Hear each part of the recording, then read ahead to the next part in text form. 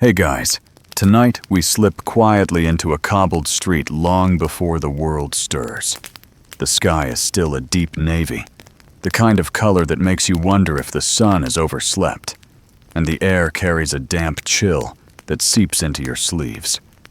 You stir awake on a straw mattress that seems to grow pricklier each night, your throat already scratchy before you've uttered a word. You probably won't survive this job very long if you rely on vocal cords alone.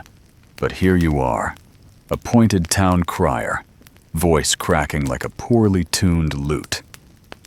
So, before you get comfortable, take a moment to like the video and subscribe, but only if you genuinely enjoy what I do here. And while you're at it, I'd love for you to post your location and your local time in the comments. Now, dim the lights. Maybe turn on a fan for that soft background hum. And let's ease into tonight's journey together. The faint toll of a church bell drifts through the mist, each strike muffled, almost shy, as though the stone tower itself hesitates to wake the town. You rise slowly, joints stiff, pulling on heavy wool that smells faintly of last night's smoke. The mist presses against your eyelashes, thick and silvered, and you feel the damp cobbles under your boots. This is your stage, though the audience is reluctant, and your voice, hoarse already, will soon be echoing over this stillness. Medieval mornings weren't famous for comfort. In fact, most people rose with the bells, since they marked both time and divine rhythm. A town without clocks leaned on these tolls like a crutch, though historians still argue whether people back then really thought in hours the way we do, or if the ringing was more like a gentle suggestion. Wake up, work, surat, repeat. Either way, you don't have the luxury of ignoring it, because your work begins when everyone else is still muttering half-asleep prayers. You clutch the strap of your brass bell, its handle polished smooth by years of nervous palms.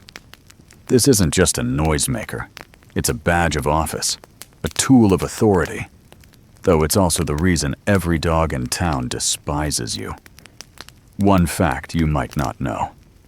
Criers were often exempt from punishments for repeating royal orders, even if those orders were unpopular.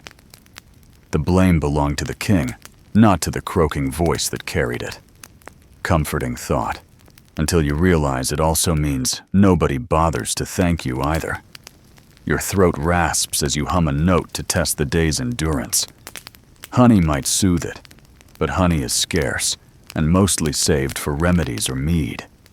Some criers swore by chewing fennel seeds, others by gargling ale, and one odd source suggests sucking on bits of salted pork fat. Though whether that helped or just made you smell like dinner is anyone's guess. The scholarly debate continues. Was this tradition a genuine vocal remedy, or just the medieval version of a placebo? The mist curls and shifts, and you shuffle toward the square. Roof lines emerge like crouching animals, chimneys still dormant, and shutters cling closed against the chill. Every footstep is a declaration in the silence. Every breath fogs before you like a whispered secret. You are both herald and nuisance, both trusted and teased. And as the bell in your hand waits for its first clang, you wonder whether today your voice will carry like thunder or crack like a rooster with stage fright. At least no one's awake yet to laugh. That comes later. The brass bell is heavier than you remember, its weight pulling on your shoulder as though it knows the long day ahead. You cinch the worn leather strap across your chest, the metal pressing cold against your wool tunic. The mist lingers like a damp shawl thrown over the whole town, softening roof lines and muffling footsteps. Even the pigeons seem reluctant to stir. You, however, do not have the luxury of hesitation. The strap bites lightly into your collarbone, and the bell swings against your side with the promise of relentless duty. You adjust it once, then twice, never quite comfortable. It is a peculiar truth of the crier's life. You are remembered by the sound of your bell and the strain in your voice, not by your comfort. Historians note that criers were technically officers of the law, which sounds grand until you realize it means lugging brass at sunrise and announcing tax increases to half-asleep butchers. Some even received new clothing once a year, a perk that might have been more impressive if the garments weren't usually dyed the municipal shade of drab brown. Your voice, still coarse from sleep, creaks out in a quiet rehearsal. You mutter the first few lines of the royal decree tucked into your belt. Your throat scratches like gravel, and you cough into the fog. There is always the fear that today will be the day it finally gives out. One town crier in York reportedly carried on even after losing most of his voice, reduced to croaking and waving the bell like a deranged swan. The townsfolk humored him because, well, somebody had to. Historians still argue whether criers were respected community figures or merely tolerated noisemakers, like medieval car alarms with legs. You clear your throat again, wishing for honey. Honey, of course, is too dear.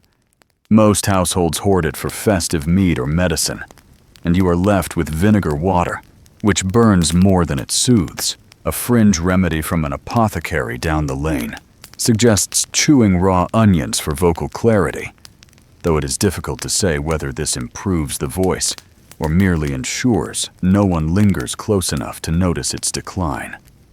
The strap squeaks faintly as you shift it, and you run a thumb across the bell's lip. The brass is pitted with small dents from years of use, though you sometimes suspect the children throw pebbles at it when your back is turned. Its clapper rattles softly, an impatient heart waiting to thunder. You take a step toward the square, the cobbles slick underfoot, and the mist curls around your boots. The world is still cloaked in a soft gray veil, and you alone seem appointed to stir it awake. A rooster finally dares a half-hearted crow from somewhere behind the baker's shop. You wince. Even a bird sounds more confident than you at this hour.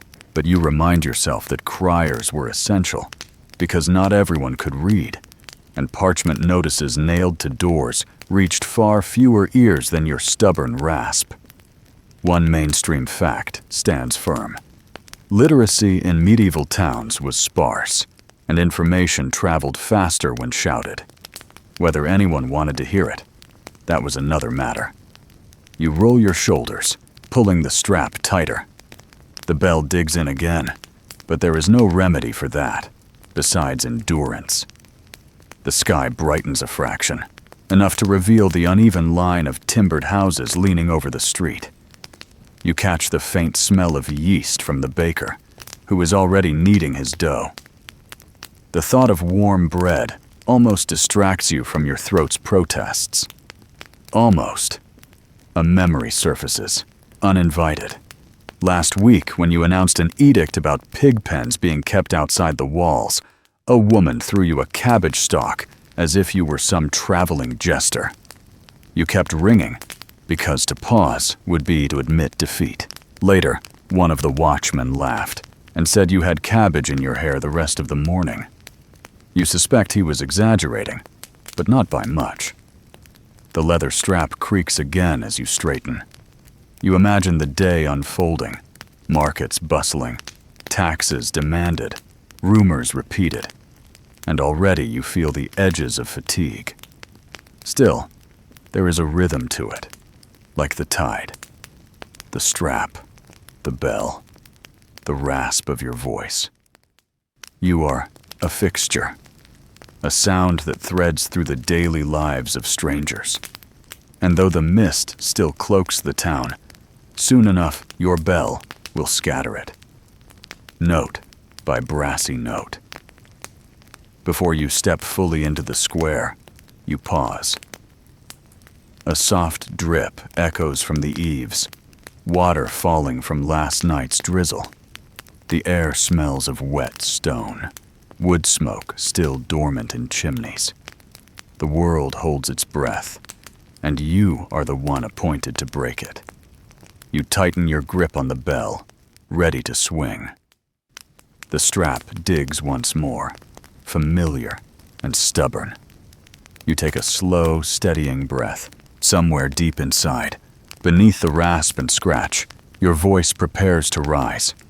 Not glorious, not divine, but enough. The first clang will come soon. The square is barely awake when you arrive, its edges still softened by mist that clings like an old wool blanket. Wooden stalls stand skeletal and bare, their awnings yet to be unfurled, their counters slick with dew.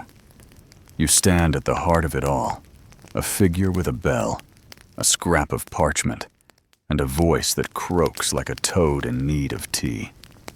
You tug the bell forward, raise it shoulder high, and let it swing. The clang shatters the hush. The sound ricochets off timber frames, bounces down alleyways, and startles a pigeon into frantic flight. Your throat tightens. The decree must follow the bell. It is tradition. You drag in air, feel the raw edges of your voice resist, then rasp out words written in ink that has already smudged with moisture. The proclamation is long-winded, as royal decrees tend to be. A message about grain tariffs, phrased so convolutedly you suspect the clerk who drafted it was competing for most unnecessary syllables. You stumble over thereunto affixed, and hereby enacted, the words sticking to your throat like porridge. A man peeks out from a shutter, rubs his eyes, and promptly closes it again. You keep going, because stopping is worse. You clear your throat mid-sentence, and the bell's handle squeaks against your palm. The decree drones on about weights and measures, insisting all bushels be of uniform size. A useful rule, perhaps, but one nobody in this square seems eager to hear at dawn. Historians still argue whether such proclamations were genuinely effective, or if townsfolk just nodded and promptly ignored them. Judging by the way the one-eyed butcher yawns as he stumbles past, you suspect the latter. Still, criers mattered. A mainstream historical fact reminds you the town crier's voice was considered the official voice of the crown. Once you read it aloud, it was as if the king himself had spoken. The townsfolk could not claim ignorance later, which might be why they sometimes pretended not to hear you now. Ignorance, after all, was more comfortable than another tax. You pause only to cough, the rasp tearing like parchment under strain. The bell dangles against your thigh, its brass already damp with your hand's sweat. The parchment quivers in your grip. You force yourself onward, croaking through the legalese like a bard reciting a very bad ballad. By the time you finish, a handful of villagers have emerged. A baker's boy with flour on his cheeks, a washerwoman wringing her shawl, and two old men who clearly only left their beds to mock you. They clap slowly, sarcastically, then shuffle toward the tavern door. You mutter the decree's closing line, so decreed by royal authority, and let the bell swing again, a punctuation mark of metal and echo. The washerwoman shakes her head, mutters something about always new rules, and disappears back into her cottage. The baker's boy lingers long enough to ask if you mispronounced tariff, then darts off before you can answer. You swallow hard. Your throat feels coated with sand. You lean briefly against the market cross, the stone slick beneath your sleeve. The weight of the bell presses into your ribs, the strap digging deeper as if reminding you not to relax. You know more decrees wait in your belt pouch, folded like origami threats. They will come out one by one, each as dull as the last, and each demanding your voice. You glance upward, to the sky just beginning to glow. The mist thins, peeling back to reveal chimneys and half-timbered eaves. Soon, the market will swell with sound. Bartering, laughter, arguments over eggs. For now, though, your hoarse croak still carries. You ring the bell once more, softer this time, like a reminder rather than an order. A quirky tidbit drifts into memory. Some criers reportedly carried a staff painted with the royal colors to prove their legitimacy. Without it, they risked being mistaken for mere troublemakers, shouting nonsense in the square. You wish you had such a staff, if only to lean on now, as your legs already ache from standing. The butcher finally stops, stares at you, and asks whether the decree means his scales must be replaced again. You shrug. The parchment says nothing helpful, and you suspect the clerks enjoy writing decrees specifically to confuse men like him. He groans, mutters about wasted coin, and lumbers away. His mutt follows, growling at your bell. You draw another breath, feel the scrape along your throat, and lift the bell again. The clang reverberates, sharp and bright, claiming the square as yours for a moment longer. You let your voice chase after it, announcing the decree once more, slower, louder, though every syllable feels like dragging rope across stone. Your audience now includes a few chickens pecking near the tavern step, their heads bobbing as if considering your words. At least they seem attentive.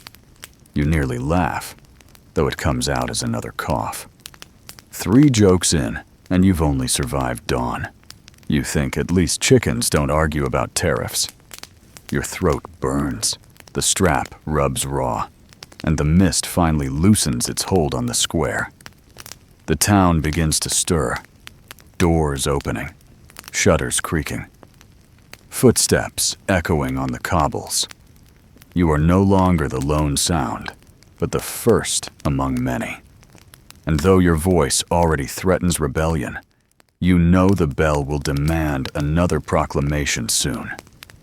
For now, you lower it, wipe your palm against your tunic, and lean on the market cross again. You have survived the first decree, but many more will follow.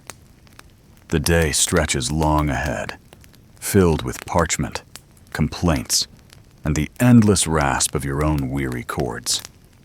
You close your eyes briefly, the square humming faintly, and prepare to shuffle toward the next corner where your bell must clang again. Your duty is not to be admired. Your duty is to be heard. The square grows louder with every passing minute, the sleepy mist dissolving into the clamor of awakening trade. You clutch your bell at your side, letting it rest for a moment, while the first real wave of townsfolk filters in.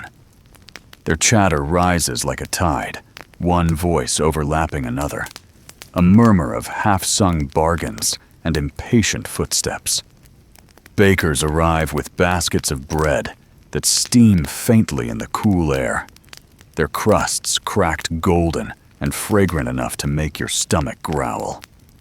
You shuffle closer to the bakery stall, inhaling the yeasty warmth. The baker's boy, the same one who teased your mispronunciation earlier, hoists loaves with exaggerated pride. He calls out prices in a voice that is somehow clearer and stronger than yours. You roll your eyes, not that he notices. You ring your bell once, more to remind yourself of your authority than to attract his attention. The clang slices through his announcement, and for a brief moment his eyes widen. You suppress a smile. Small victories are worth savoring. Across the square, the butcher lays out cuts of meat, slabs gleaming in the growing daylight. The metallic tang mingles with the sweetness of bread, and the sharper odor of onions being piled onto another stall. A woman with a basket of apples sets them down too quickly, one tumbling loose and rolling toward your boots. You stoop, pick it up, and return it with a hoarse, "Here." She nods without a word, already haggling with the onion seller. You doubt she even heard your thanks. The market is its own kind of proclamation, louder than any bell. Yet you are obliged to cut through it. You clear your throat, pull another parchment from your pouch, and glance at the spidery writing. Today's second decree, confirmation of weights on bread loaves. The irony makes you snort quietly. Here you are, about to interrupt bakers selling bread with a rule about bread. Historians still argue whether medieval authorities were genuinely concerned with fairness for the poor, or simply eager to control every crumb. Either way, you are the unlucky throat through which the law travels. You lift the bell, swing it, and the brassy note rings out. This time, a few more heads turn. You rasp through the decree, your voice straining to sound official over the din. The baker frowns, though whether at you or the parchment, you cannot tell. The butcher mutters under his breath, and the apple seller simply keeps haggling, raising her voice to drown yours. You finish anyway, because once the words are spoken, the crown has spoken. Your throat aches already, and it is not yet mid-morning. You cough into your sleeve, wishing for honey again. Instead, you take a sip from the flask at your belt. Just water, lukewarm and faintly metallic, but it soothes for a moment. A quirky tidbit lingers in your mind. Some criers in larger towns were actually paid in ale, a daily ration to keep their throats wet. You wonder if that was truly for the voice, or simply the town's sly way of keeping their loudest citizen pleasantly subdued. The chatter of the square swells around you again. A group of fishmongers roll in carts, their catch packed in straw. The smell is immediate, sharp enough to wrinkle your nose. One of them laughs at your expression, calls out, "Better than your voice this morning." You shrug. He isn't wrong. Your voice sounds ragged even to your own ears. You watch the stalls multiply, cloth being stretched overhead, piles of turnips, bolts of rough linen, wheels of cheese sweating faintly in the cool air. The world has transformed from misty silence to chaotic brightness in less than an hour. You feel like the thread weaving these changes together, though few notice you once the decrees are done. You are part of the background hum, like the clink of coins or the squawk of a restless hen. Another cough racks your chest, and you mutter a prayer that your voice lasts until evening. You lean briefly against a post, feeling the wood vibrate faintly with the energy of the market. The baker's boy waves a loaf in your direction, grinning. "Want to practice the new law with this one?" he asks, laughter bubbling under his words. You shake your head, though secretly, the idea of eating it appeals more than enforcing rules about its weight. A small child tugs at your sleeve. She points at the bell, eyes wide, and whispers, "Can I?" You crouch down, let her touch the cold brass. She giggles as her fingers brush the clapper. You swing it gently, the sound softer, almost playful. Her mother calls her back quickly, muttering apologies, though you don't mind. For a moment, your burden was simply a toy. The sun climbs higher, warming the cobbles and drying the last of the mist. The square is fully alive now, voices overlapping in waves. You know another decree waits in your pouch, but you hesitate to draw it. Every parchment is another strain, another chance for the crowd to groan or ignore you. Yet this is your life. Bell, voice, decree. Repeat. You straighten, adjust the strap biting into your shoulder, and look over the bustling scene. Dogs dart between stalls, chasing crumbs. A man sings a half-drunk ballad about St. George, badly out of tune. Somewhere in the distance, another bell tolls from the church tower, reminding the town of time's passing. You are just one more sound, layered into the patchwork of daily life. Your throat scratches again, and you wonder if fennel seeds or salted pork fat might truly help.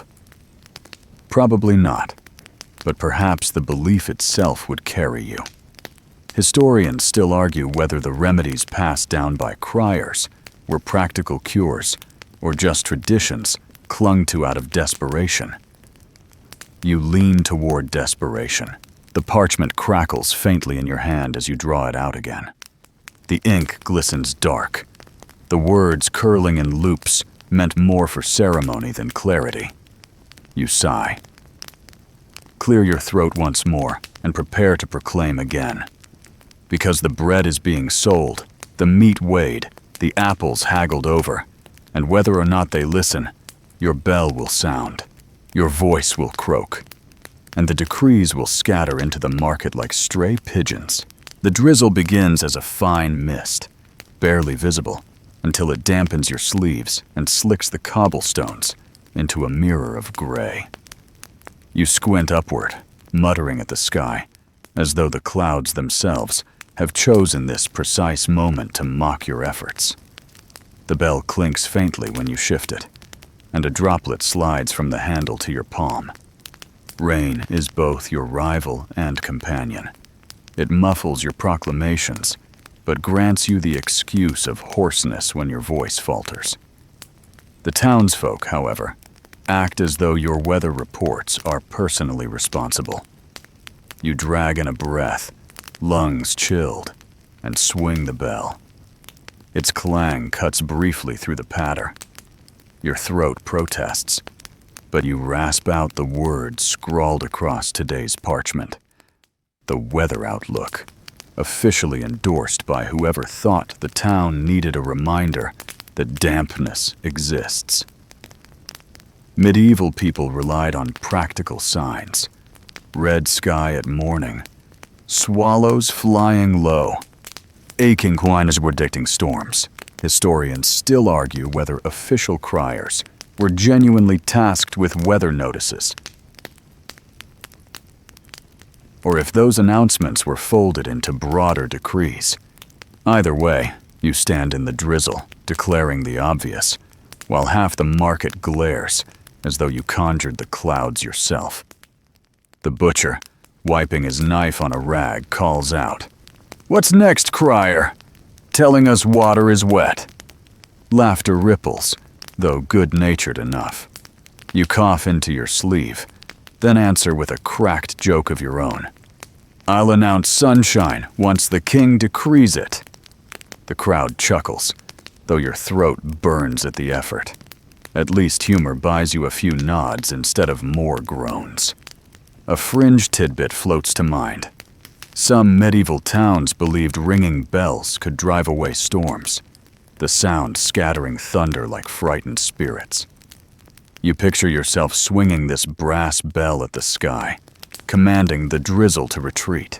Instead, the rain strengthens, plinking against wooden awnings, drumming on empty barrels, streaking the parchment ink until your words bleed. You shuffle closer to a stall where onions glisten in the damp. The seller tuts, covering them with a cloth, muttering about ruined stock. You lift the bell again, voice rasping, announcing that travel outside the walls will be muddy, that carts risk sinking near the southern gate. A man hauling turnips sneers. He already knew, of course. But the decree is done, and once it is spoken, you are free to let the drizzle claim it. Your boots squelch when you shift. The bell strap rubs deeper into your shoulder, damp leather squeaking.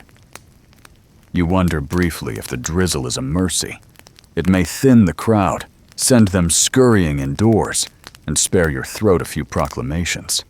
Then again, wet crowds are angrier than dry ones, and you are their easiest target. The baker's boy, balancing a tray of rolls, pauses to ask whether the king might decree umbrellas next. His grin is too wide, his cheeks flushed from the oven's heat. You reply hoarsely, "Umbrellas for the rich, hoods for the rest of us." He laughs, though your voice cracks halfway through. The drizzle drips from the market cross, pooling around your boots. Dogs shake themselves, spraying droplets at passers-by. Somewhere in the distance, the church bell groans again, its sound heavier in the damp. You imagine its great iron heart, resenting the rain just as much as your throat does. The parchment droops in your hand, soggy, nearly illegible. You consider pocketing it, but tradition demands the reading, even if no one listens. You croak out the last lines, voice fading, each syllable stretching like thread pulled too thin. The bell follows, a weary clang that echoes less than before, muffled by water, swallowed by gray air. For a heartbeat, no one responds. Then a woman sighs, pulls her shawl tighter, and trudges away. A man adjusts his cartwheels, muttering about mud. The crowd moves, unimpressed, and the drizzle continues. You lower the bell, feel the weight drag, and know this is only the beginning of a long, wet day. The drizzle does not let up. It lingers as if the clouds above have grown fond of teasing you personally. And each droplet, tapping your hood, feels like a reminder that your job is performed in all weathers. You tug your damp cloak tighter, the wool sagging with moisture, and wipe the bell handle dry with your sleeve. The brass glints faintly, catching what little light filters through the gray morning, and you wonder briefly whether the thing might rust before you ever make it home. You reach for the next parchment, smoothing the soggy folds with care. The ink has bled, letters curling into dark blurs that require guesswork to interpret. You clear your throat, wince at the rasp, and ring the bell once more. The clang slices through the drizzle, and a small gathering of villagers turn half-curious eyes your way. Their faces, pink with cold, look ready for distraction as much as for information. The proclamation in your hand is less about taxes and more about curiosities. A report of a relic arriving in the abbey, a splinter of some saint's staff, or so the monks claim. You read aloud, words catching and cracking as you announce that those seeking blessings may attend tomorrow's procession. The crowd shifts uneasily. Some cross themselves reverently. Others roll their eyes. Historians still argue whether relics were regarded with genuine devotion or more as convenient fundraising campaigns. You lean toward the latter when you catch the baker muttering, "More coins for the coffers." Still, relics stirred interest. Even the butcher lowers his knife to listen, though perhaps only because he enjoys mocking. You emphasize the relic's supposed holiness, though your voice makes it sound more like an old broom handle. A boy in the crowd whispers, "Does it cure toothache?" And his friend giggles. You ring the bell once more to hush them, but the clang only draws further snickers. A quirky tidbit comes to mind. In some places, relics were so plentiful that medieval wags joked a single saint must have possessed hundreds of arms and teeth. You picture a relic chest overflowing like a macabre toolbox and nearly laugh aloud. Instead, you croak through the decree, careful not to reveal your own doubt. The drizzle thickens again, pattering against wooden stalls and dribbling down your cloak. You cough into your sleeve and glance at the townsfolk. Some nod solemnly, already imagining the relic's power, while others shuffle away, unimpressed. The line between faith and skepticism runs as thin as the rivulets of water streaking the cobbles. As you lower the parchment, you decide to add something extra. Rumors are expected after all. You croak that whispers say a merchant's wife once touched a saint's relic and found her eyesight improved. A woman gasps, clutching her shawl. Another mutters, and then she tripped in a ditch the next day. The square ripples with half belief, half laughter, and you wonder if stirring gossip counts as part of your official duties. The butcher shouts, "Announce the truth, Crier! Tell them the monks sell blessings cheaper if you bring chickens!" The crowd roars with laughter. You smile faintly. A little mockery is preferable to outright disdain. At least they are listening. You tuck the parchment back into your pouch, the paper limp with damp. The bell clinks against your side, heavier with rainwater. You lean briefly against the market cross again, the stone slick and cold, and let your eyes wander across the square. Beyond the stalls, you catch sight of the abbey itself, its towers blurred by drizzle, its bells silent for now. You imagine tomorrow's procession winding through these same streets, monks holding candles that hiss in the rain, townsfolk clutching rosaries, your own hoarse voice struggling to be heard above the chanting. You sigh, throat aching already at the thought. You ring the bell one last time for emphasis, the sound ringing sharper against wet stone. Then you rasp the decree's closing phrase, so decreed by authority, though your croak reduces it to something closer to, so decreed by sore throat. A few villagers chuckle knowingly. The drizzle eases, leaving a quiet sheen across rooftops and a damp heaviness in your cloak. You cough again, glance at your pouch, and know another parchment waits. Rumors, relics, and endless rasp. Your day marches forward. And still, the bell will not let you rest. The drizzle has thinned into scattered drops by the time you find yourself clutching another parchment, the ink smudged yet still legible enough to deliver its message. Your throat, however, feels as if it has been lined with gravel. Each swallow is a scrape, each breath a reminder that your voice is wearing thin before the day has even found its stride. You cough softly into your sleeve, then clear your throat with the stubborn resolve of someone who has no other choice. This decree is about taxes. Again, it always seems to be taxes. You unfold the parchment, its corners softened by dampness, and scan the looping script. The crown demands another levy on imported goods, a duty added on every sack of grain and barrel of ale brought through the gates. You sigh, half in disbelief and half in resignation. The townsfolk will not cheer this news, and you are their unlucky messenger. You swing the bell, the clang reverberating off the damp stone, and begin your announcement. Your voice emerges ragged, forcing you to push harder just to reach the edges of the square. A cluster of merchants at their stalls look up, their faces tightening as your words travel. When you pronounce the increase in duties, groans ripple outward like the shudder of a struck drum. One man throws up his hands in frustration, muttering about how the crown squeezes blood from stones. Another woman shakes her head, mutters, and resumes stacking onions with sharper force than before. Historians still argue whether medieval taxes truly bled communities dry, or whether the frustration lay more in the sheer unpredictability of them. People could endure steady hardship. It was sudden decrees, whispered into existence overnight, that frayed patience. You see that truth in the faces around you, not outrage so much as weariness, as though they had expected the blow, yet dreaded the confirmation. You cough midway through the proclamation, the rasp twisting the word levy into something closer to lovey. The butcher bursts out laughing, shouting, "Sweet nothings from the crier! The king must be fond of us indeed!" Even the merchants grin, though their eyes remain grim beneath the mirth.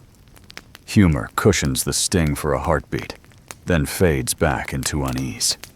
You finish the decree, rasping the final words, and let the bell clang once more. The merchants break into murmured conversations, voices quick and overlapping. Some calculate profits aloud, others curse under their breath. A man hauling a cart of barley yells that he cannot afford to bring his grain through the gate again. His voice carries farther than yours, booming with untrained fury, and you realize bitterly that shouting seems easier when one is not obliged to do it all day. The strap digs into your shoulder as you lower the bell. You glance down at your pouch, knowing more decrees await. But none as unpopular as this one. You rub your throat, wishing for honey, or vinegar, or anything more effective than the lukewarm water sloshing in your flask. A fringe tidbit drifts across your thoughts. In some towns, criers were rewarded with leftover bread or ale after making their announcements. You glance toward the baker, but he only shrugs and offers you nothing. Apparently, levying taxes earns you no favors. The drizzle resumes briefly, softening the edges of the square again. You tilt your head skyward, wondering whether even the clouds groan at taxes. Your voice rattles in your chest when you mutter a half-joke to no one in particular. At this rate, they'll tax the drizzle next. A passerby chuckles and pats your shoulder, and you cling to the sound of that brief kindness. Still, the decree is spoken, and with your words, the law is alive in the town. The groans will fade into weary acceptance, as they always do, and business will continue with slightly heavier hearts and lighter purses. You swing the bell once more, softer this time, and cough as the sound fades. The square resumes its rhythm, carts rolling, voices haggling, and the ever-present shuffle of trade. Your throat, however, reminds you with each swallow that it is only morning, and many more proclamations wait in the damp pouch at your side. You sigh, shift the strap, and step back into the market. Hoarse yet stubborn, your bell ready to clang again. Your throat feels as though someone has taken coarse wool and dragged it back and forth across your vocal cords, leaving the edges raw and frayed. The drizzle has slowed to a damp haze, but your breath still fogs faintly in front of you, carrying with it the reminder of your next stop, the town hall. You adjust the bell strap, the leather squeaking under the weight of brass, and begin the short trudge toward the hall's arched doorway. The square bustles behind you, fading into a patchwork of chatter, laughter, and grumbles about taxes. Ahead, the hall looms, its timber beams blackened with age, its walls a mixture of stone at the base and whitewashed plaster above. The heavy oak doors creak when you push them, their iron hinges groaning in harmony with your own joints. Inside, the air smells faintly of ink, dust, and damp wool cloaks left to dry. You are greeted not with warmth, but with the sharp scratch of quills on parchment. Clerks bend over desks littered with rolls of vellum, their faces pale in the dim light filtering through narrow windows. They hardly glance up when you enter, save for one who pushes his spectacles higher on his nose and waves you over impatiently. He slides a stack of folded parchments toward you, each sealed with a blob of wax that looks as though it was pressed in haste. You pick up the stack, the edges rough and uneven, and glance at the spidery writing crawling across the top sheet. Already, you know these words will twist in your throat like nettles. The clerks, with their tidy scripts and ink-stained fingers, do not care whether your voice cracks on proclamation or levy. Their duty ends at the parchment. Yours begins with the bell. One clerk clears his throat, mutters something about mispronunciations from yesterday. You bristle slightly, easy for him to say, seated in warmth with quills for company instead of drizzle. He dips his pen again, ignoring you, as though handing out decrees were as trivial as distributing bread rolls. Historians still argue whether criers were considered part of the bureaucratic machine, or merely its delivery system. You feel more like a mule than an officer, burdened with messages you neither understand nor endorse. Yet the law is the law, and your rasping voice is its channel. You tuck the parchments carefully into your pouch, their wax seals cracking faintly under pressure. One slips free, landing on the floor, and you stoop to retrieve it. The letters blur in the dim light, the ink smudged from damp fingers, and you mutter the words aloud under your breath to test them. The syllables snag like burrs. Your throat tightens, and you cough softly, earning a glare from a clerk. You straighten, bell clinking, and head back toward the door. The clerks return to their scratching, quills whispering, ink blotting. You pause a moment, watching them dip pens into tiny pots, their wrists flexing with practiced ease. The rhythm of their work is steady, methodical, almost soothing if you forget the chaos those words will cause once spoken aloud. A quirky tidbit floats through your weary mind. In some towns, criers were given a clerk to accompany them, to read difficult words or explain complex decrees. You almost laugh at the thought. Here, you are alone, your only companion a bell that cannot speak for you. The idea of dragging a clerk into the drizzle seems both delightful and impossible. You push the door open again, the hinges protesting, and step into the damp air. The square has grown busier in your absence. Merchants wave, townsfolk haggle, children chase one another through puddles. You feel the parchments weigh heavier than the bell itself. Each folded sheet is a stone in your pouch. A stone you will soon cough and croak into the world. Your throat burns as you swallow, the dryness exaggerated by the damp air. You long for something sweet, a sip of honeyed ale. But all you have is water. You drink, though it does little but remind you how rough your voice has become. You mutter a curse under your breath, quietly for once, before swinging the bell again. The clang rises, sharp and metallic, turning heads in the crowd. You draw the first parchment, unfold it, and try to smooth the creases with your damp fingers. The ink smears further. You cough once, twice, and begin reading, each syllable a struggle, each phrase a test of endurance. The decree concerns trade routes and permissions for carts entering the gates. Mundane words, but spoken aloud, they become law. The merchants groan, already calculating how this affects them. A man with a sack of wool mutters that the clerks know nothing of real work. You think, privately, that he might be right. You finish the proclamation, your voice cracking on the final decreed. The crowd disperses slowly, muttering, but no one throws anything at you. Small mercy. You lower the bell, press it against your side, and lean briefly against a stall post.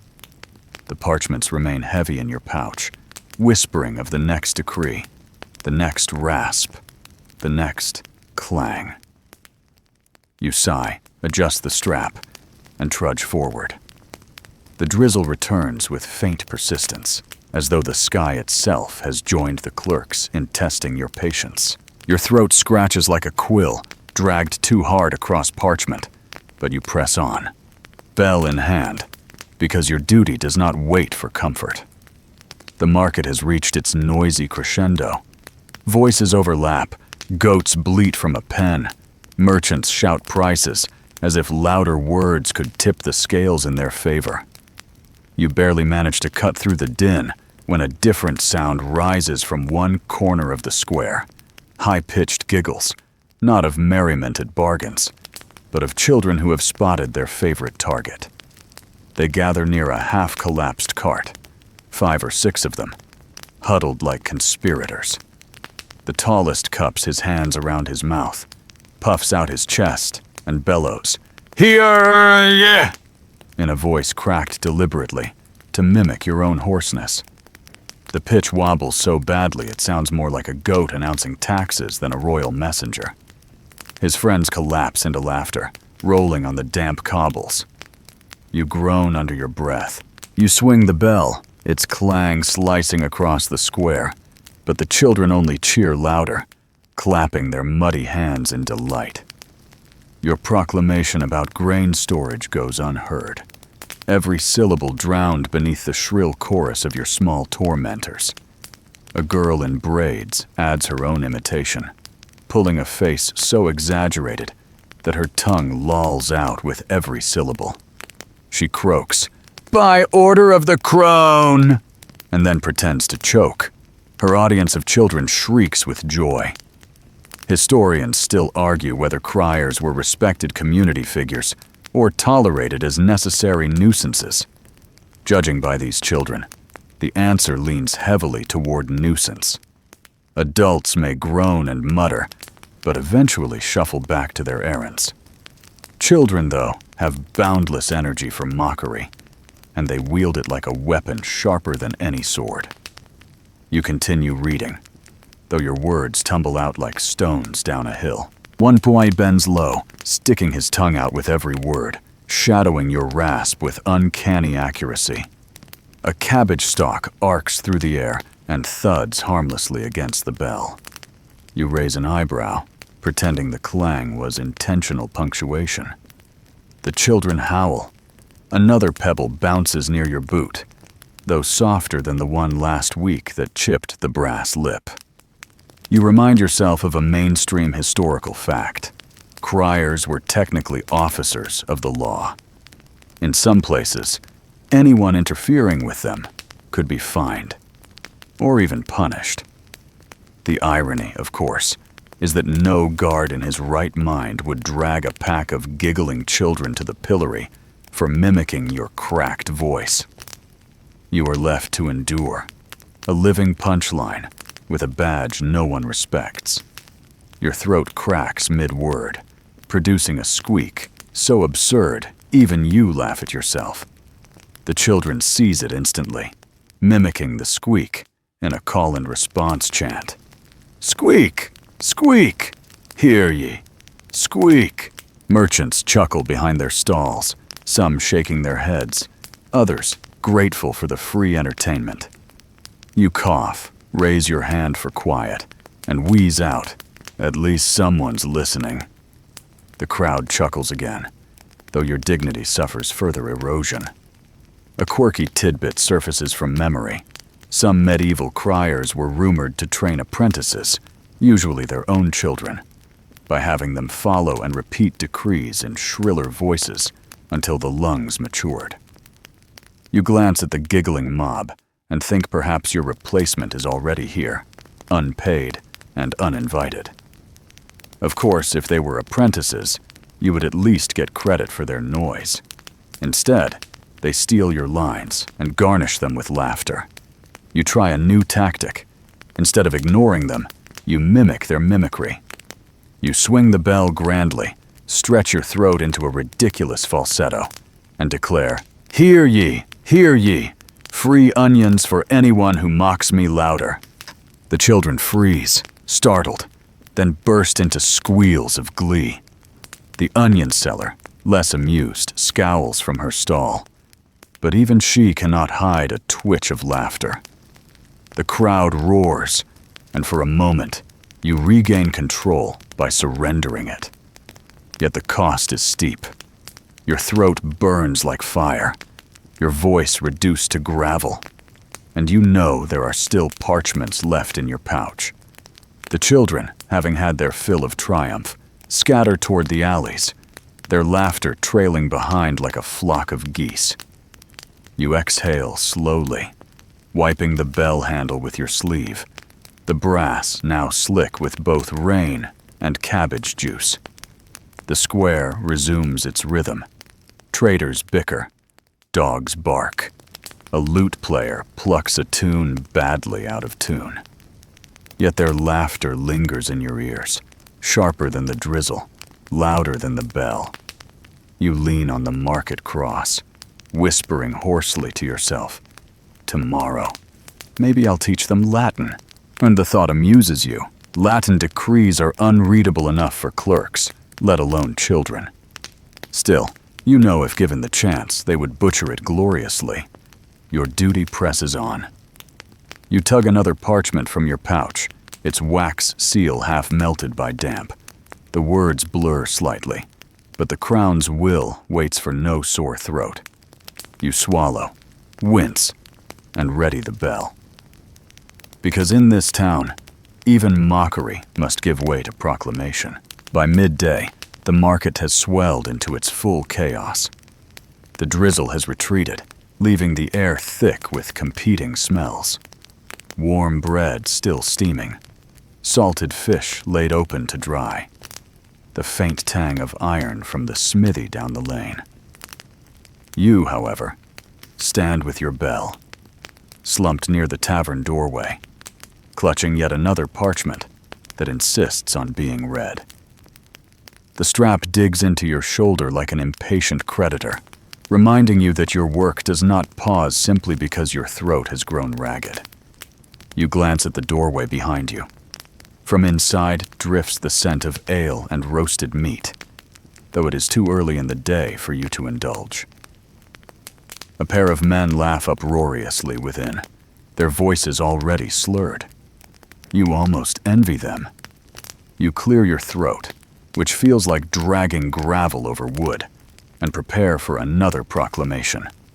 This decree concerns trade regulations, naturally the kind of announcement that can sour a mood faster than a fly in mead. You unfold the parchment, smooth its creases against your thigh, and glance at the looping text. The ink has smeared faintly, but the meaning remains clear. Merchants must now pay a toll for every cart that leaves the gates laden with goods. Yesterday it was taxes coming in. Today it is tolls going out. Tomorrow, perhaps, a levy on standing still. You cough and mutter. Soon they'll charge us for breathing, before raising the bell. The clang rings sharp, startling a pigeon from the tavern roof. Heads turn reluctantly. Most already anticipate unpleasant news. You rasp through the decree, each syllable grinding across your sore throat. A group of merchants huddled near a linen stall groan in unison when you reach the toll's details. One man throws his cap on the ground, stomping it like an enemy. The crowd chuckles, but the bitterness is genuine. Historians still argue whether these endless regulations were truly enforced or mostly ignored once proclaimed. The truth likely lies between. Some followed to avoid fines. Others bypassed quietly, and many were forgotten entirely. You suspect this decree will land in the forgotten pile soon enough, but you croak it out anyway. Duty demands obedience, not popularity. A quirky tidbit surfaces from memory. In some towns, criers announced not just laws, but also tavern rules, such as restrictions on dice games or drinking hours. Imagine the jeers then, announcing curfews on ale while standing beside a tavern door. You almost smile at the thought, though your throat turns the smile into a cough. You finish the decree, let the bell clang again, and lean heavily against the tavern's post. The wood is warm from the sun now, and you close your eyes briefly. From inside comes the sound of clattering mugs, the tune of a lute badly plucked, and the roar of laughter as someone spills ale. You, outside, read toll notices. No one wants. The irony is bitter enough to sting worse than vinegar water. The merchants continue arguing. One insists the toll will ruin his business. Another counters that he'll simply smuggle goods out by night. Their debate rises to shouts, drawing curious glances from passers-by. You mutter, "At least someone listens longer than a breath," and ring your bell half-heartedly, though the clang only fuels their quarrel. A child wanders by, clutching a half-eaten roll. He stares at you with solemn eyes, then takes a dramatic gulp of bread and coughs loudly in imitation. You sigh. Even at midday, the echoes of mockery return. Perhaps tomorrow's proclamation should be a ban on imitations. Your throat burns fiercely now, each swallow sharp. You take a sip from your flask, but the lukewarm water does little to soothe. Your mind drifts to remedies: honey, fennel, salted pork fat. But none are at hand. You settle for silence, though silence feels strange for a crier. The market hums without you, and for a moment, you blend into the background, just another tired figure leaning against a tavern wall. Yet the pouch at your side still holds parchment, each one demanding to be spoken.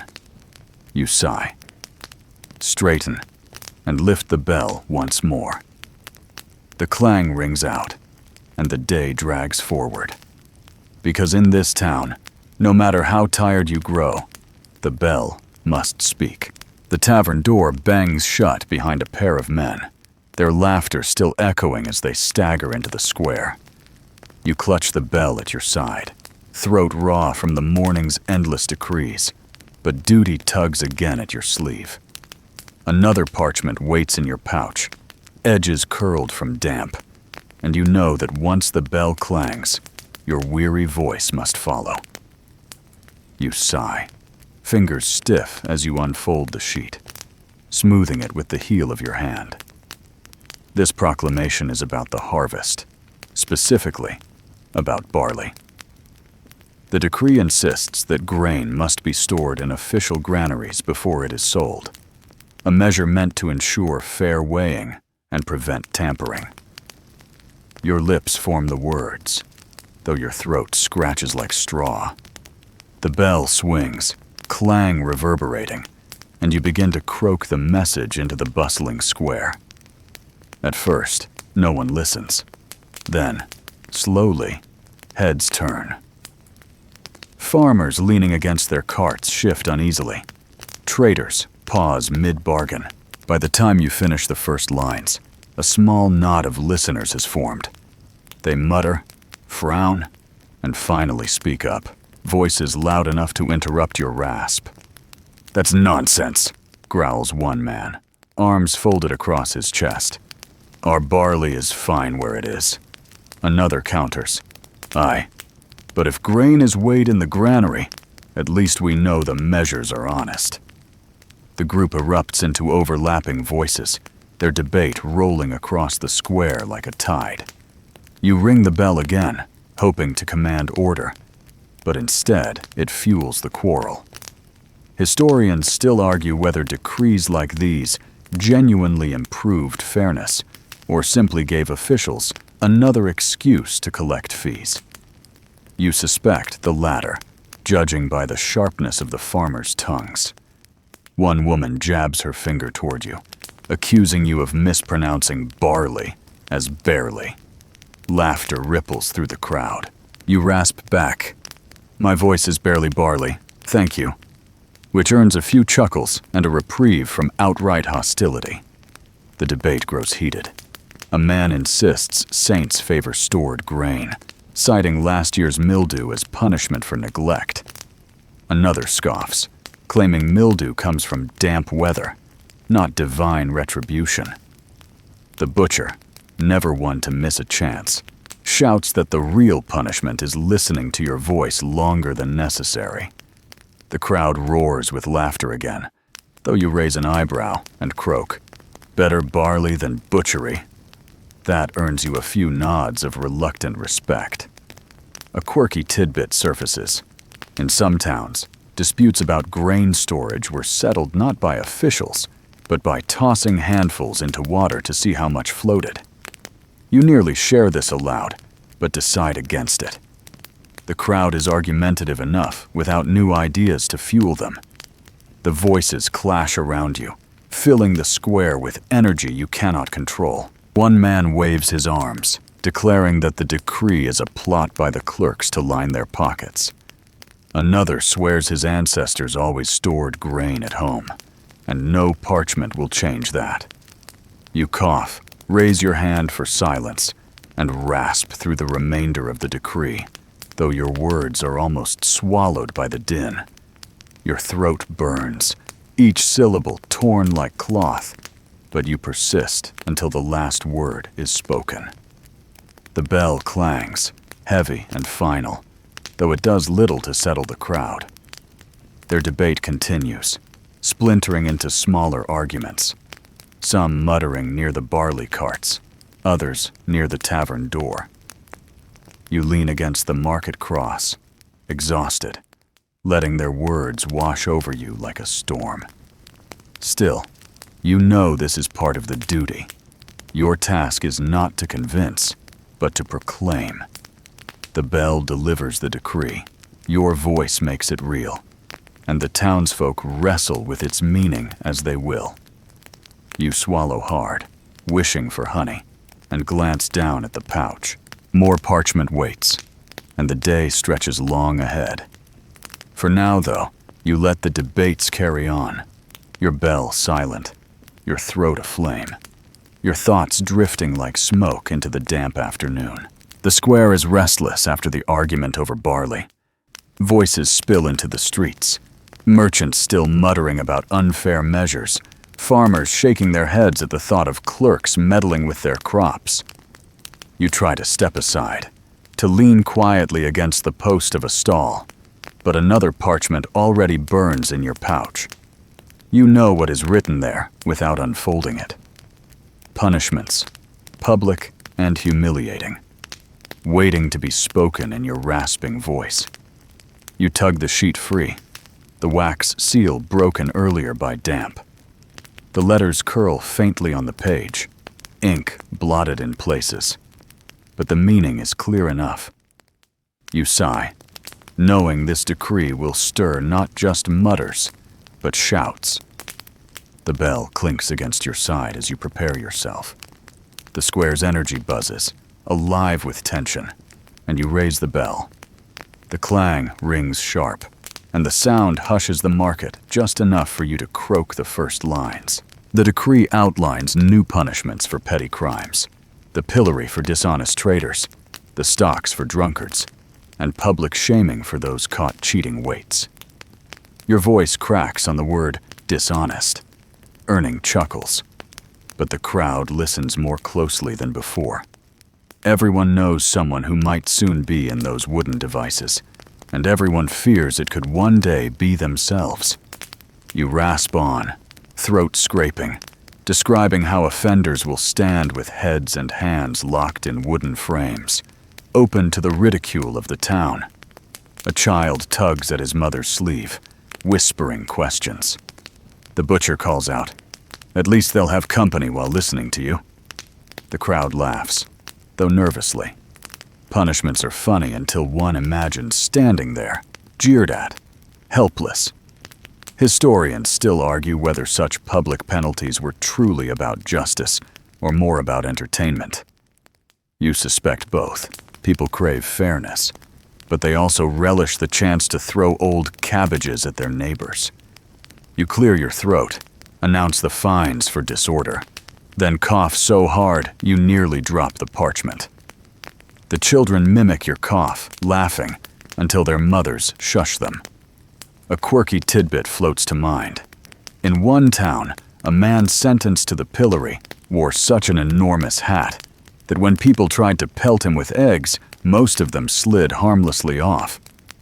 You imagine announcing such a spectacle, your bell competing with laughter, and nearly smile despite your aching throat. The parchment in your hand, though, leaves no room for humor. You finish the decree, swing the bell again, and the square erupts into debate. Some nod approvingly, muttering that thieves deserve shame. Others mutter uneasily, glancing at their scales or at the mugs of ale still on tavern benches. One woman whispers that public humiliation hardens the heart rather than mends it. A man beside her scoffs, insisting it keeps people honest. The argument swells, spilling toward you, but you step back, letting their voices clash like swords. Your throat feels raw, and you swallow with difficulty. The bell strap digs deeper into your shoulder, damp leather rubbing skin red. You lean briefly against the market cross, the stone cold against your back, and close your eyes. Around you, the debate rages, but you have learned your place, to speak the decree, not to settle its meaning. Still, you cannot resist one final rasp. Better the pillory than another tax decree. The crowd laughs, and for a heartbeat, their tension eases. But then the arguments resume, and you lower your bell, your voice retreating to silence. The parchment droops in your hand, edges curled with damp. You tuck it back into your pouch, already heavy with more. The day stretches long, filled with more decrees, more rasp, more clang. You sigh, step away from the post, and prepare to ring the bell again. Because punishment, like proclamation, is endless. Your throat feels like it has been raked with iron combs, every word rasping, as though it might be your last for the day. The decree about punishment still hums in the minds of the crowd, whispers spilling into every corner of the market. You stand at the edge of the square, the bell heavy in your hand, the strap digging so deep into your shoulder that you wonder if it will leave a permanent groove. Yet you cannot pause for long. Another parchment waits, and this one concerns a matter far closer to your immediate suffering. Remedies for a failing voice. You tug the sheet free, though you already know its contents will not grant miracles. The parchment lists advised practices for criers, words penned by clerks who never once stood in the drizzle or shouted against the roar of a crowd.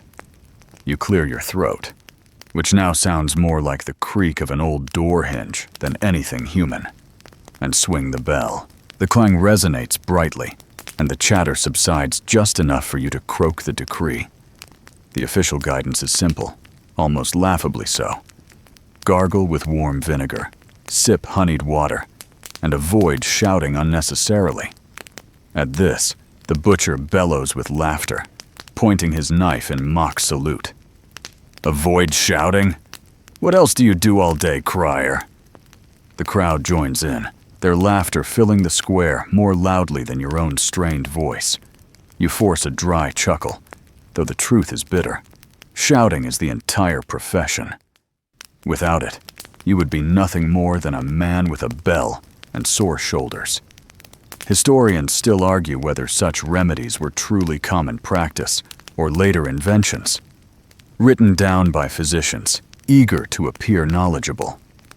The honey and vinegar solution persists in many accounts, but no consensus exists on whether it actually soothed or merely distracted from the pain. You read the parchment's next suggestion, chewing fennel seeds, and cough so harshly that your voice splinters into silence for a heartbeat. Someone in the crowd imitates the cough, earning another round of laughter. A quirky tidbit slips into your mind. One chronicler claimed that a town crier once swore by sucking on salted pork fat throughout the day, believing the grease kept his throat supple. Whether this was a genuine cure or simply an excuse to nibble pork at all hours is uncertain. You mutter this detail aloud, half joke, half fact, and the tavern keeper near the door laughs so hard he nearly drops his mug. Pork fat for the voice? Then I'm ready to sing like a monk, he cries. The crowd erupts again, though your throat refuses to join them. You croak through the parchment's final lines. A crier should rest the voice each evening. The absurdity nearly breaks you. How could one rest when parchments arrive at dawn, when bells demand ringing, when crowds demand shouting over their endless bartering? You lower the sheet, let the bell clang one last time, and lean heavily against the market cross. The laughter fades, replaced by murmurs. Some pity flickers across the faces of townsfolk, who realize, perhaps for the first time, how much strain this duty requires. Others shake their heads, unimpressed, muttering that if your throat fails, another will be found. The butcher jokes again that perhaps a goose would do the job better, its honk carrying farther than your rasp. You reply hoarsely, "At least the goose would be paid in grain," which earns reluctant grins. Your throat aches so fiercely now that every swallow feels like swallowing fire.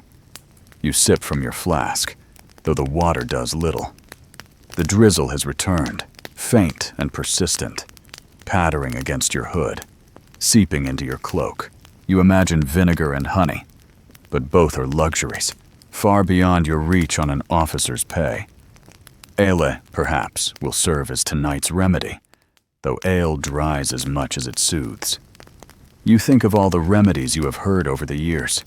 Gargling brine, sucking on stones to keep the mouth moist, breathing deeply near boiling water. Each has its champions, and each has failed you. Historians still argue whether criers simply endured through force of will, or whether they cycled through enough remedies to convince themselves at least one was working.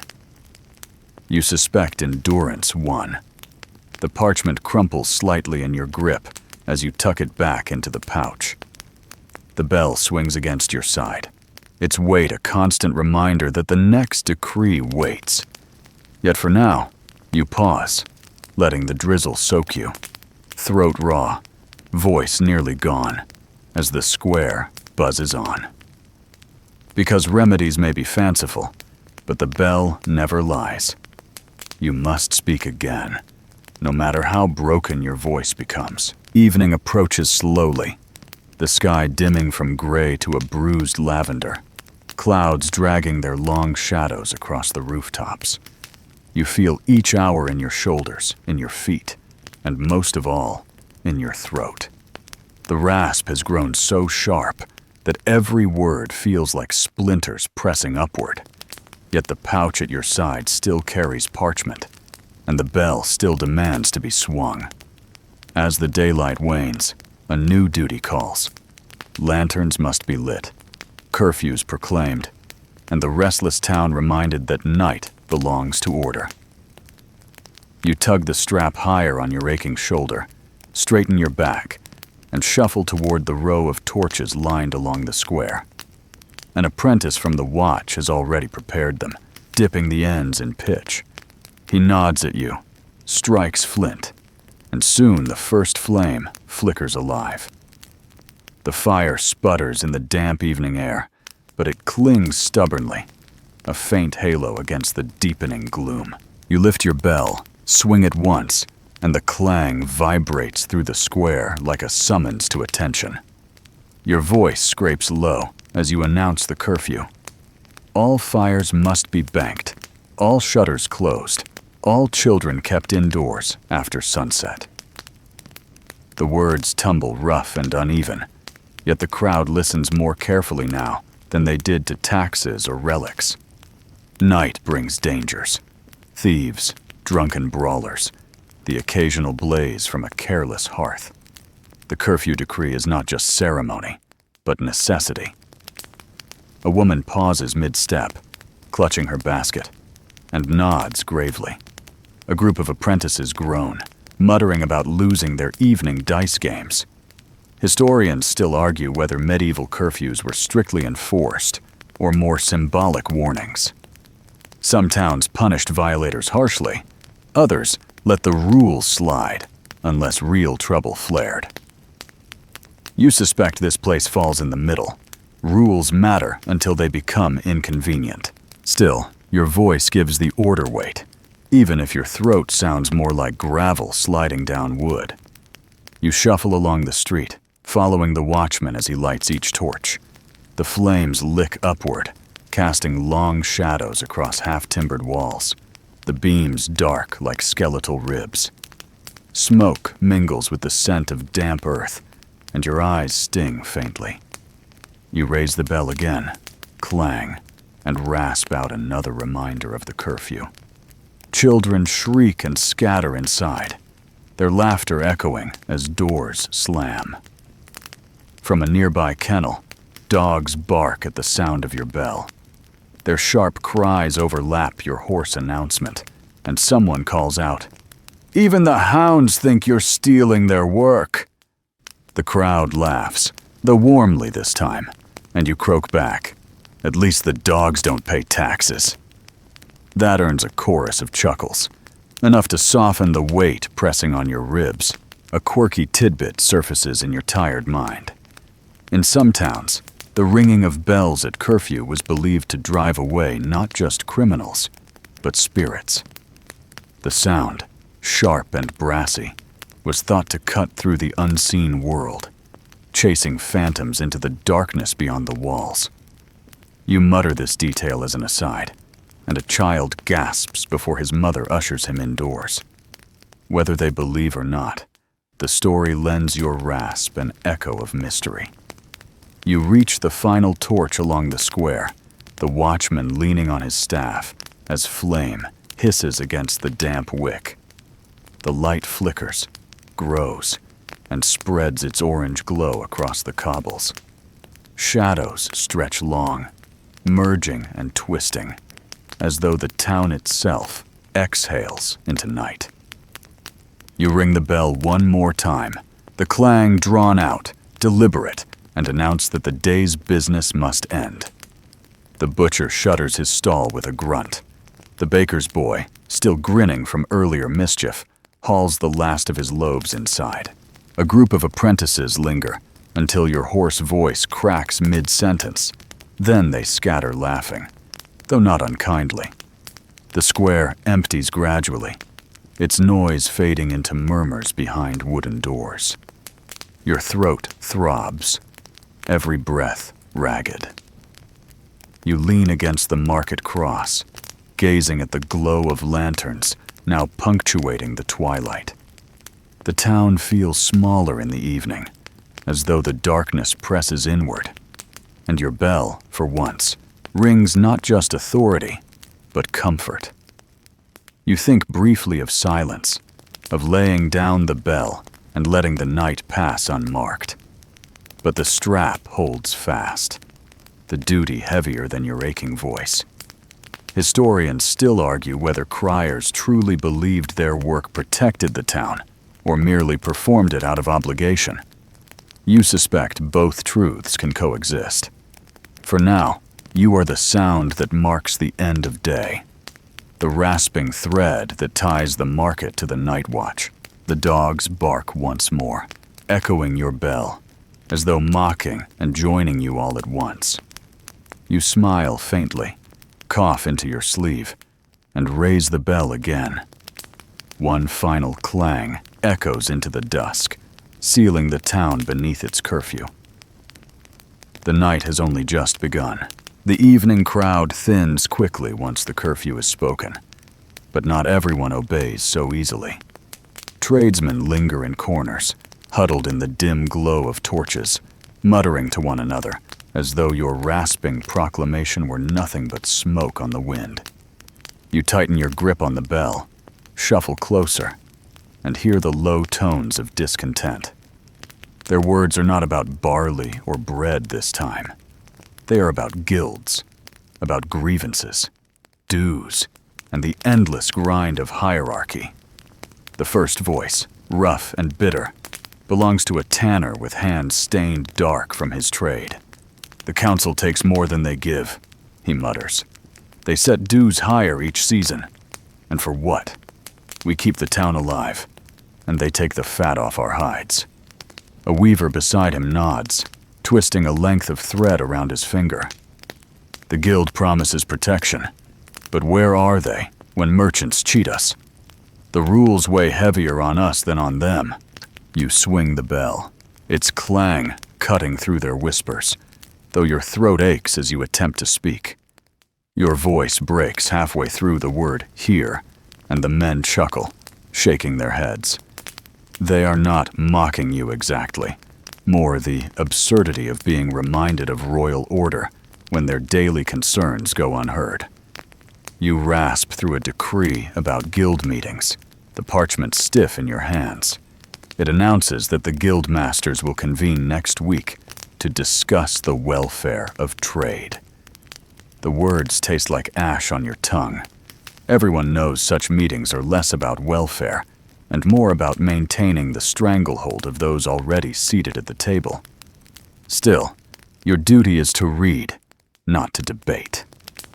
Historians still argue whether guilds were truly protective associations for craftsmen or instruments of control wielded by wealthy elites. Standing here, watching the weary faces of men who labor all day yet feel silenced by their own leaders, you lean toward the latter.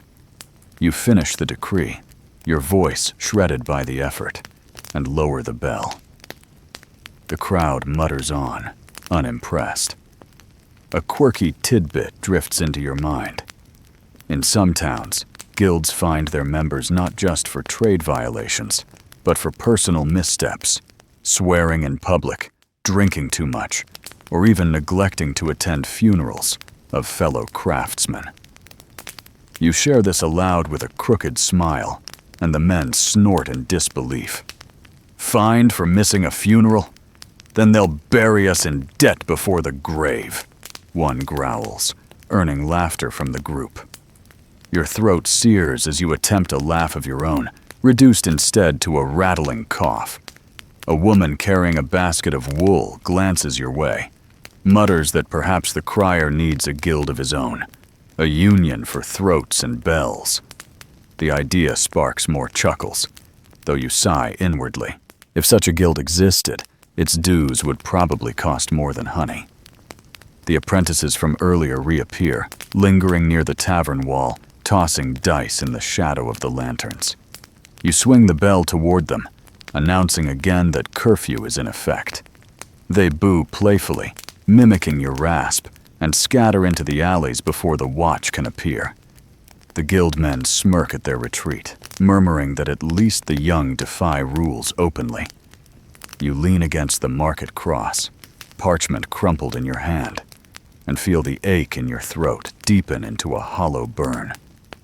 The strap of the bell cuts across your chest, a familiar prison. You wonder briefly whether any guild would bother to defend a man whose only trade is noise. Perhaps the minstrels would claim you, though even their songs sound sweeter than your decrees. The tanner claps you on the back, heavy and rough. "Don't waste your breath on their words, Crier," he says. "We all know the guildmasters speak only for themselves."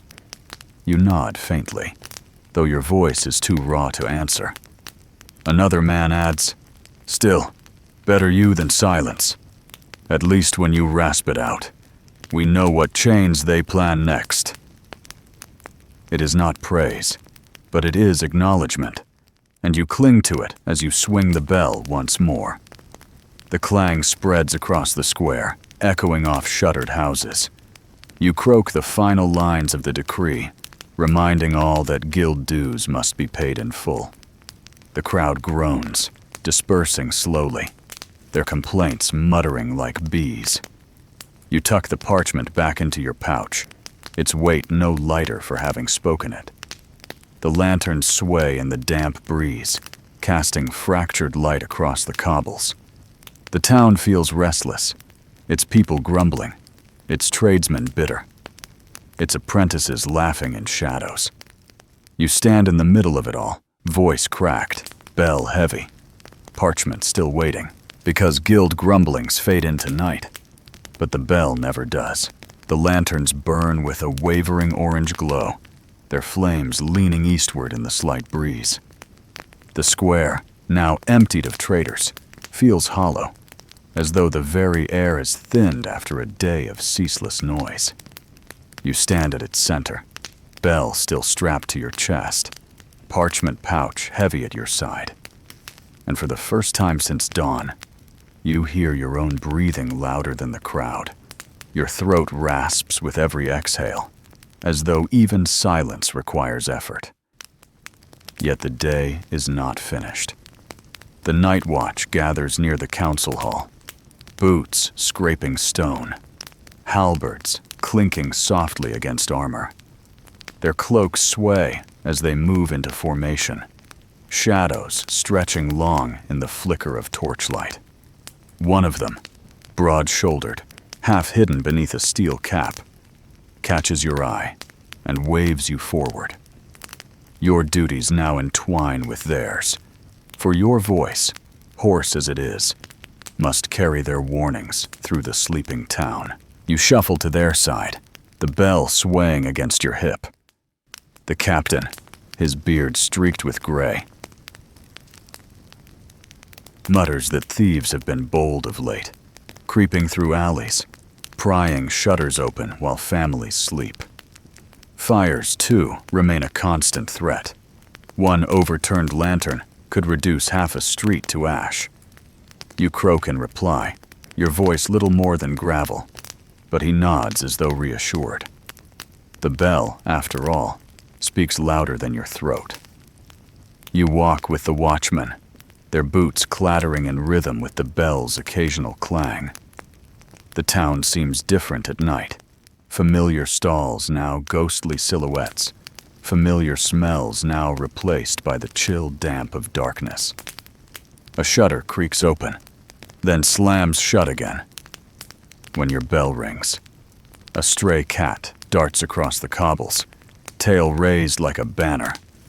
You raise the parchment, the next decree scrawled in hurried ink. It commands all townsfolk to douse their hearths before sleep, to keep water buckets ready, to remain alert for signs of smoke. You rasp the words as you walk, voice fading into the night air. A dog barks in reply, sharp and insistent, and from somewhere further off, another dog answers. Soon, the entire street echoes with canine voices, drowning your croak. The watchmen laugh, one muttering, "Seems the dogs understood better than the men." Historians still argue whether night watches were truly effective at keeping order, or if most townsfolk simply slept through their warnings. You suspect the latter, especially when you spot a man peeking through his window, then disappearing before you can finish the decree. Your bell clangs once more, louder, and the watchmen grin.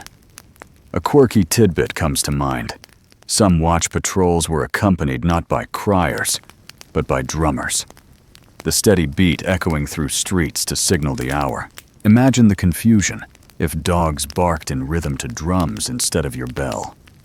You share the thought aloud, and the youngest watchman chuckles, muttering that at least drummers could keep time, while you cough on every other word. The patrol turns down a narrower lane, shadows thick between the timbered houses. Your voice echoes strangely here, bouncing off the close walls until it sounds like someone else rasping alongside you. You ring the bell again, its clang sharp and eerie in the confined space. The watch captain glances toward a shuttered house and nods, satisfied. He knows the sound matters more than the words. The clang declares vigilance, even when throats falter. As you move deeper into the lane, a drunkard stumbles from a tavern door, tankard sloshing ale across his sleeve.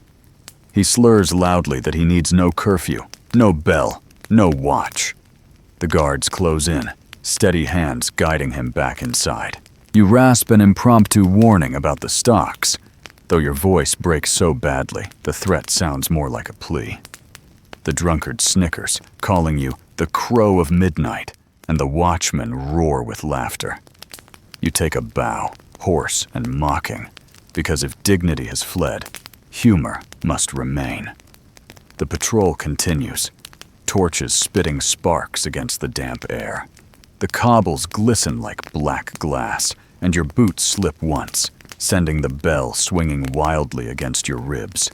The clang startles even you, and one watchman mutters that thieves will mistake it for doomsday. You rasp back, "If doom comes, it will sound exactly like this." Laughter ripples again, easing the weight of night. You announce the final lines of the decree, warning all to remain cautious of fire. Your throat nearly fails on the last word, reduced to a whisper. Yet the bell saves you. Its clang carries, bold and brassy, echoing through the lane long after your voice has fallen silent. The patrol halts near the town gate. torches reflected in puddles pooled against the stone wall. The captain signals a pause, and the men rest against their spears. You lean heavily on the bell, shoulders aching, throat raw.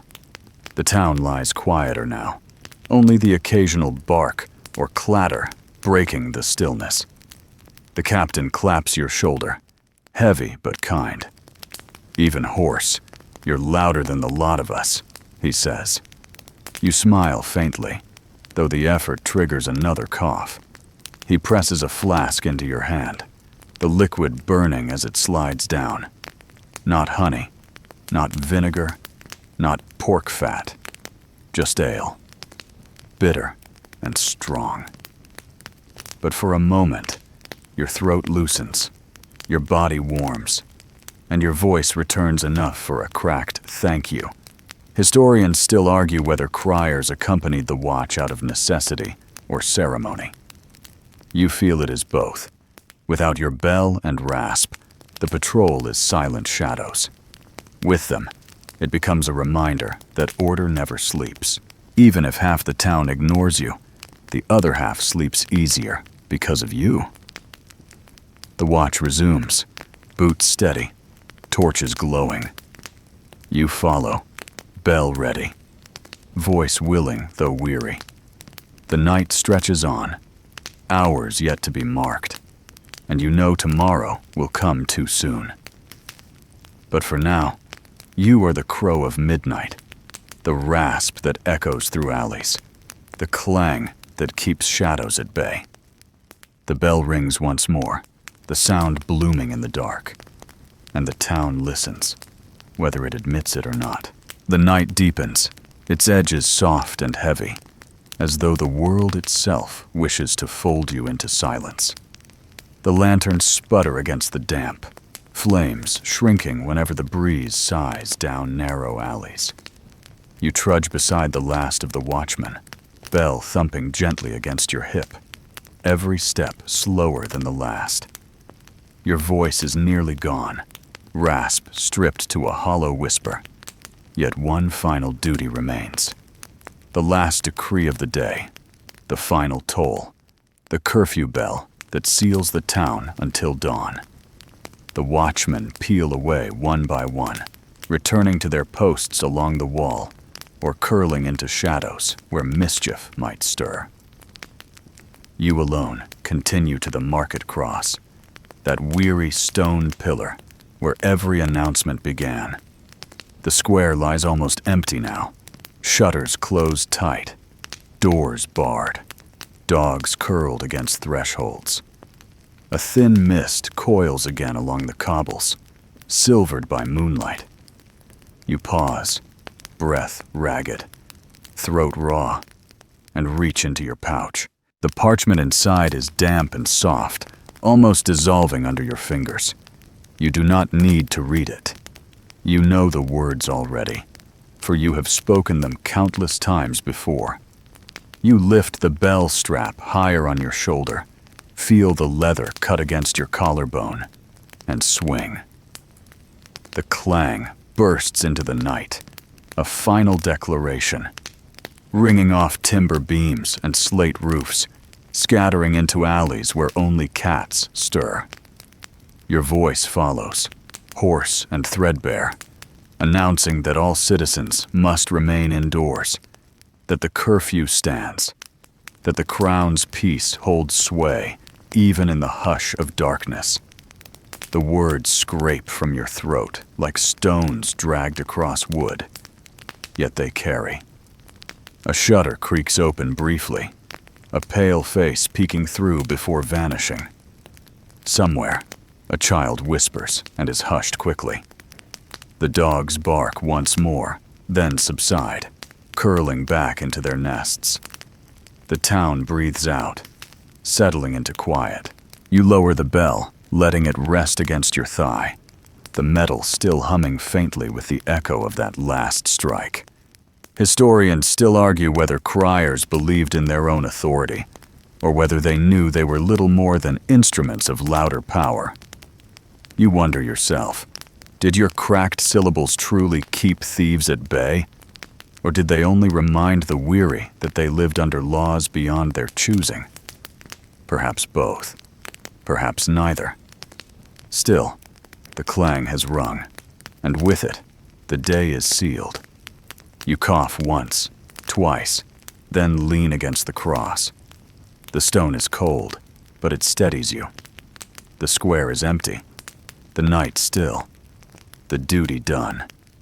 The bell hangs heavy, the strap cutting deep, and your arms ache from holding it aloft since dawn. You close your eyes, hearing echoes of every decree: taxes, relics, punishments, guild dues, weather reports. Each croak, each clang, each laugh at your expense swirls together, blurring into the same dull hum. At last, you shuffle toward your bed. The straw mattress waits, scratchy and thin, but softer than cobbles. You collapse upon it, bell sliding from your hand, clattering softly against the floor. The sound rings one last note, quiet but sure, before fading into silence. You lie back, throat burning, chest heavy, eyes already half closed. Tomorrow, the bell will call again. Tomorrow, the parchments will multiply again. Tomorrow, your hoarse voice will scrape against stone once more. But for tonight, you rest. Now that the final clang has faded, the pace begins to soften, like ripples sinking back into a still pond. The torches flicker lower, their flames shrinking, shadows stretching into long, gentle pools along the cobblestones. The town no longer listens for decrees, no longer stirs at your rasping voice. Instead, silence spreads, calm and heavy, wrapping around every shuttered house and winding lane. You breathe slowly, allowing the night air to cool the strain in your throat. Each exhale drifts upward, vanishing into the mist, while each inhale fills you with the quiet rhythm of rest. The bell lies still beside you, its brass dark, its clapper finally unmoving. For the first time all day, you are not the voice of anyone but yourself. There are no parchments pressing against your ribs, no crowds groaning, no children laughing at your cracks. There is only you, the hush, and the calm beat of your own breathing. The houses around the square rest in silence too. Dogs curl deeper into their sleep, cats slink into barns, and even the tavern's roar has dwindled to a faint murmur. Lantern flames dwindle, leaving only soft glows like stars trapped within glass. The night gathers gently, not menacing, but soothing, a blanket laid over the town. And so you sink as well, into stillness, into the soft straw, into a rest you have earned. The clang of the bell lingers faintly in memory, but even that echo grows softer with each heartbeat. Soon, there is nothing but quiet. Soon, the world is hushed, and your breath becomes part of the silence. Sleep takes you gently, and all is calm.